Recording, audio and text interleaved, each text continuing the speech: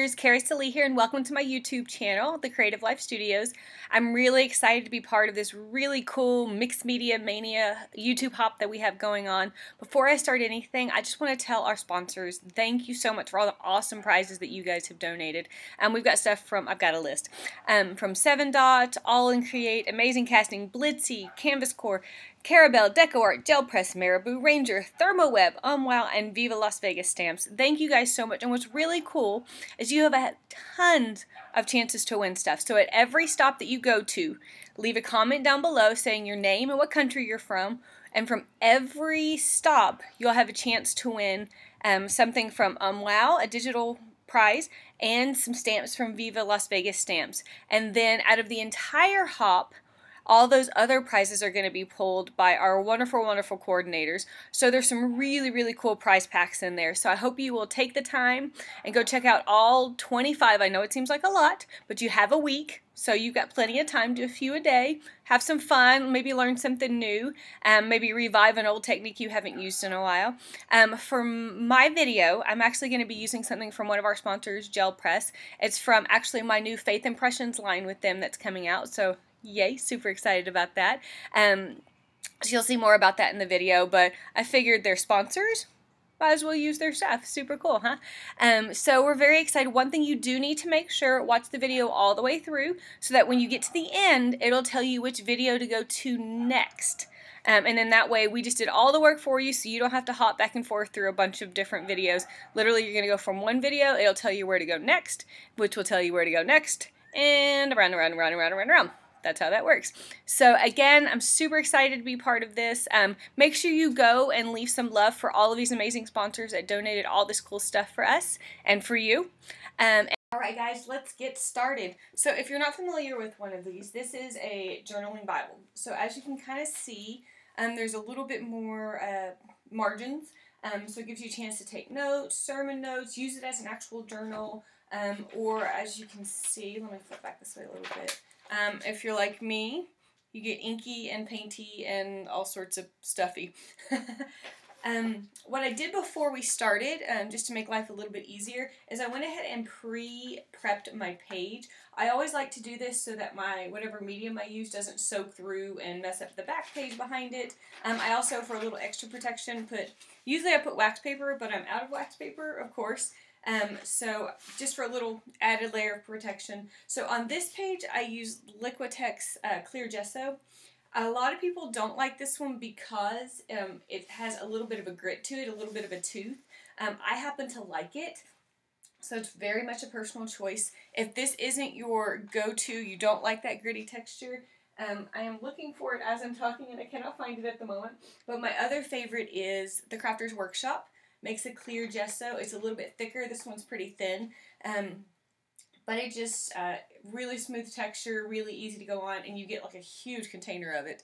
I must have taken it to a class or something because I can't find it at the moment. So I'm going to set this aside for just a second because I'm going to show you this technique that we're going to be using on just some regular white copy paper, just so you can kind of get an idea. So what we're going to be using actually is part of my new line with Gel Press. Gel Press is one of our amazing sponsors, so whoever wins the petite set, I want to see what you make. I'm always looking for Gel Press inspiration, but this one is actually part of my Faith Impressions line. So it's a line of Gel Press plates that are specifically designed and shaped to fit within margins of the Bible or for smaller projects or any of that kind of stuff. So if you're not familiar with Gel Press, you can kind of see it's this spongy, can't really destroy it. Trust me, Sally has tried to destroy it many, many ways. You can kind of see that this one is well loved because I've used it a lot. And even though you can see it's discolored a little bit, that doesn't affect my colors. I can still use whatever colors and it won't transfer. You can see I tend to not clean it. But I kind of like that because it'll add little, this is all acrylic paint, so when I pull stuff, it'll add little yummy bits from to my other projects. It's like instant distressing, and who doesn't love that? So today we're actually going to use a product that a lot of people don't know that you can use on your Gel Press plate, and that is going to be some alcohol ink. So a lot of people think you can only use like water-based products, so your acrylic paints, your watercolors, your ink pads, and that kind of stuff. But you can absolutely totally use these, and I'm going to show you it's super, super easy, super fun, and you end up getting beautiful, brilliant prints when we're done. So I'm going to take this, move that. So all you're going to need is, Adirondack is what I'm using, but alcohol inks of your choice, a white acrylic. So I'm going to be using Deco Art, who is also a sponsor, yay, fluid acrylics. I like it because when we get to that part, you really just need a thin layer of white acrylic or any other light. So if you want to use a buff or a light pink or something like that, you can absolutely use that. But you want a light coat, and this makes it super easy to not overdo that. So we're really just going to start, and I'm going to grab, let's see, I did some test colors, so I don't remember which one I like the best. So we're going to play, see what happens.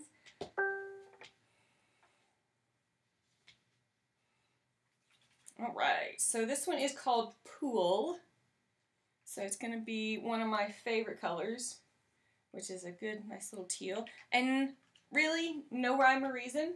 We're just going to kind of sprinkle them in. Now, this is a light pink. I really wish I had the dark pink, which means I got a gift certificate or gift card from my mother-in-law. Shout out to my mother-in-law. To Michael's for my birthday last month. And so I think that's what I'm going to buy, because all the colors I have are either like earth tones or they are these light colors, and these were actually amazingly gifted to me by a friend who just wasn't using them. She's like, could you do anything with those? And I was like, I will absolutely take those off your hands. And she was so sweet, I offered to buy them, but she just gave them to me, which was so nice. Alright, so as you can see, really no rhyme or reason, I just kind of put them on there.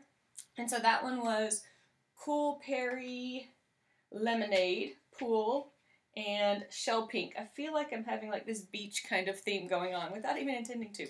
So here's what's going to make the difference in the way your colors go. We don't want to roll like we would typically do with an acrylic paint. We want to just kind of dab. And what we're doing is we just want to kind of move the paints around, mix them around just a little bit. But as you can see, I'm not doing full strokes.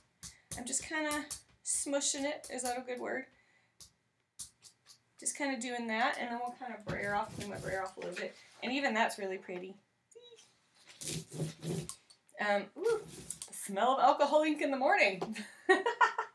So we're going to give that just a second to kind of just dry a little bit. If you're not familiar with gel press place, what's great is if you use your inks, if you use your acrylic paints or your alcohol inks and that kind of thing, you can then, because of the response of it and the way you can kind of it gives, but then releases back to its original shape. You can use all sorts of things. You can use art foamies, which are fantastic.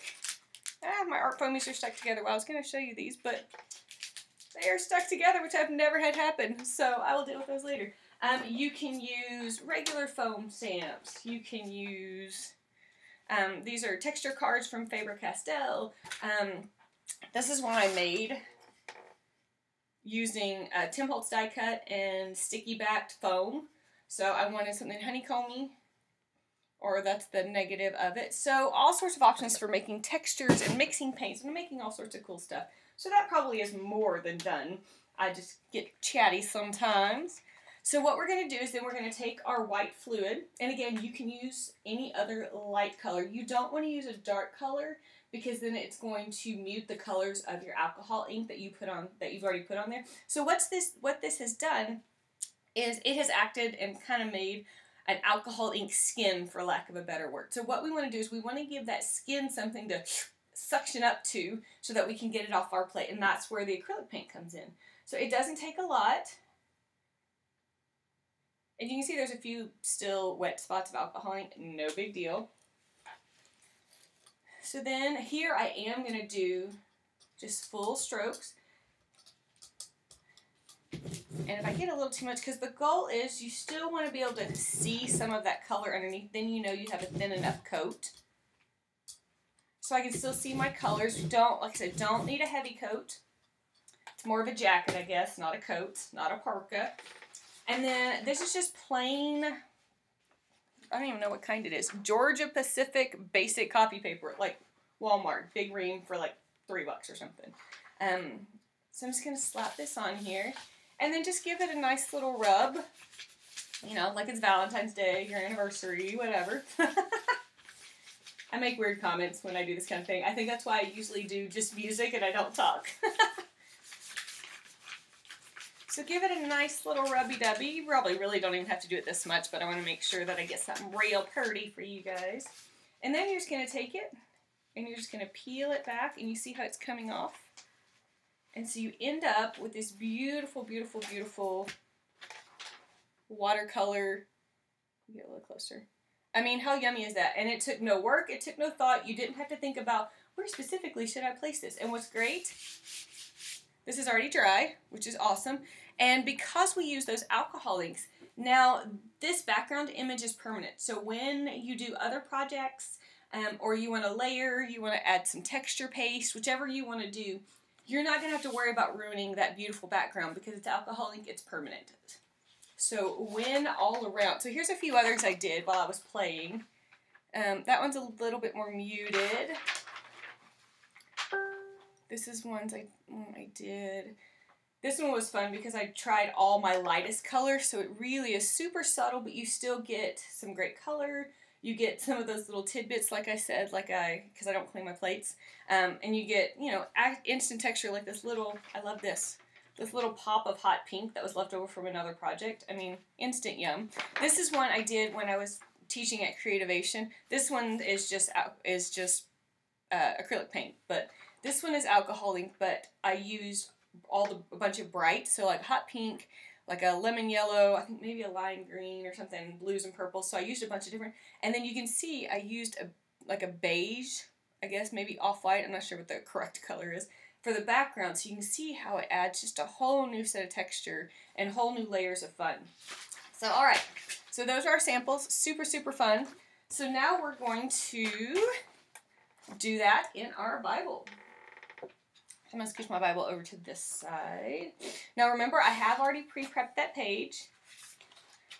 Some people don't. I call them crazy. No, I'm just kidding. I guess I've just had too many times of like my Sharpie bleeding through my page, and then it makes me cringe when I go to do something on the back page because I'm like, I can't take it.